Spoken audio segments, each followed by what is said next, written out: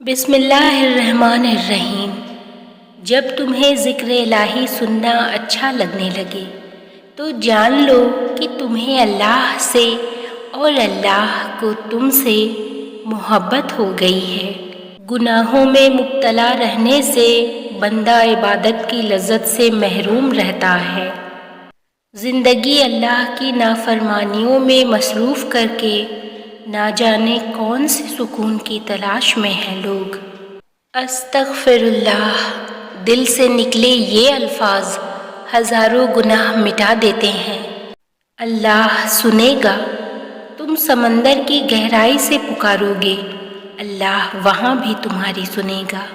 اور میرے اللہ کو جوانی کی عبادت بہت پسند ہے۔ اللہ دکھی دلوں کو بہت قریب سے سنتا ہے۔ زندگی کی ساری بلندیاں رب کے آگے جھکنے سے ملتی ہیں۔ اللہ ہماری خواہشیں بن مانگے ہی پوری کر دیتا ہے، تو مانگنے پر تو معجزے ہی دے گا نا۔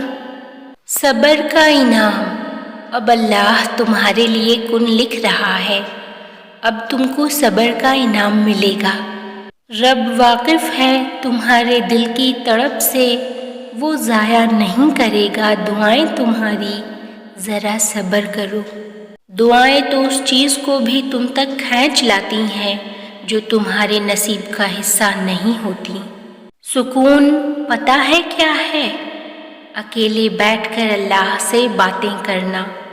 تمہاری دعاؤں پر کن ہوگا، ضرور ہوگا، بس تم نے دعائیں مانگنا نہیں چھوڑنا۔